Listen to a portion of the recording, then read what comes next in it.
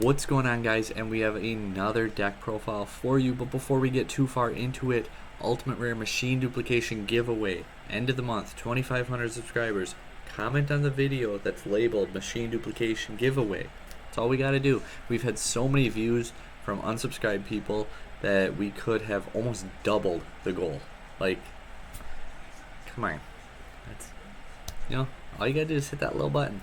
Anyway, I apologize for the whole banless video. Some of you weren't too thrilled with that, but the majority of the regulars thought it was funny, or were okay with it at least. Yeah, I mean, the thumbnail should have gave it away.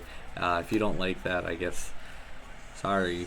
But anyway, we do a few replays with this series. We're gonna do a few replays, hopefully not misplay, get some interaction, show the deck profile, talk about the ratios, and just kind of break it down real quick, not waste too much of your time. So let's go through here. We got Cyber Dragon, 3 core, 2 Hertz, 1 Nexter, 1 Dry, 1 Fear, 2 Soldier, 3 Ecclesia, 1 Fleur, 1 Scythe, 3 Cyber Emergency, 1 Repair Plant, Overload Fusion, 2 Nadir, 2 Prosperity, 3 Mystic Mind, best card in the game, 1 Terraforming, 1 Overflow, 2 Punishment, 3 Goes and Match, 3 Solemn Strike, 3 IDP, and 1 Unending Nightmare. Time to talk about it. Cyber Dragon ratios: 2 Hertz, Dry, Fear, Soldier.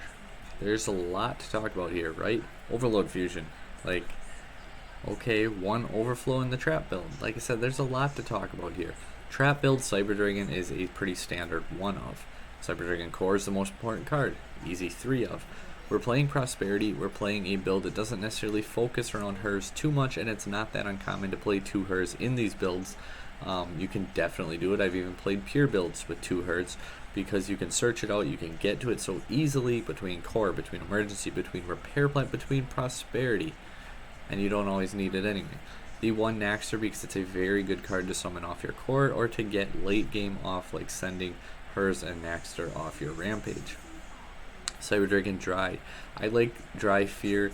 They're level 4s for Overflow, and they just give alternate ways into an Infinity playline as opposed to relying on Soldier solely, which is another reason that allows us to drop hers down to 2.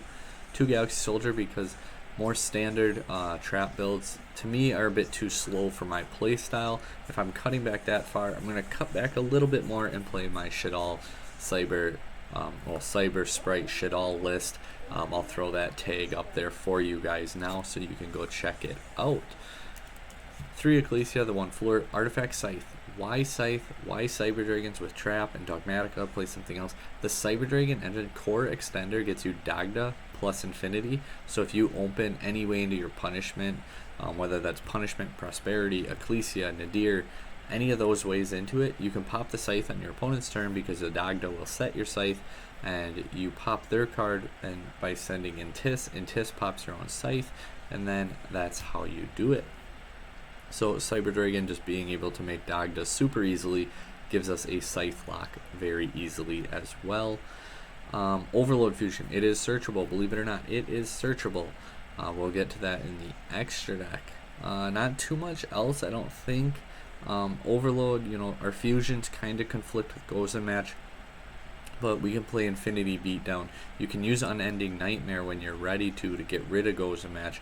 You can use, like, lights are the focus of this. You don't have to OTK, you don't have to go with these. And Goes and Match has just been putting in so much work. 3 Strike, 3 Ice Dragon's Prison. Card has been really, really good versus Tearlaments, banishing them, not destroying them, getting rid of them. Yeah, it's been really, really nice. Unending Nightmare, just a nice way to out your mind, to out your Gozen, to just out opponents' continuous equipped cards, continuous cards, field spells. Like, it's just really nice, and it's been putting in so much work.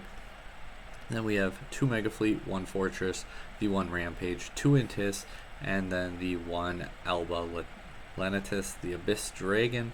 And that is how we search out the Overflow or Overload, because if it's sent to the graveyard during the end phase, you send it off your Punishment or your Nadir, and technically you can't quite use it that next turn, obviously, but anyway, you send it and then you can search out your Overload Fusion, and then you have it for follow-up. But again, the deck doesn't need to win right now. You can play a little bit slower and then still win. Abyss Dweller, because Tearlaments is so good and strong. Another reason for Dry and Fear, because you can summon Dry, chain Fear. You don't have to use the effect. They're still level 4s. You can make an Abyss Dweller. You can special summon Ecclesia, not use the effect, and still make an Abyss Dweller. Abyss Dweller is kind of good if you can make it. Why would you not? Nova, Infinity, Zeus, and then we have our Almirage, obviously the Dagda, the Lina, and then just a big level Link 4 that is a light. So we can still make it under Goes and Match. And that brings us on to our side deck, where we have triple Secret Village. This card has been absolutely crazy. Anytime I have played it, I have won. If you can stick it to the field, this card is just so good. We have your Lina is actually a way Cyber Dragon can stick a spellcaster on board. You have your Ecclesia, your Fleur. Card has just been putting in so much work. Triple Storm and triple Evenly is more removal.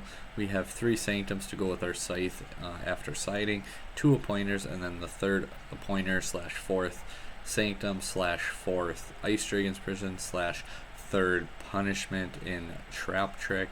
So there it is, guys. This is my updated Cyber Dogmatika trap build. Let me know down below what you think. Remember, like, share, comment, subscribe, and until next time, guys, take care.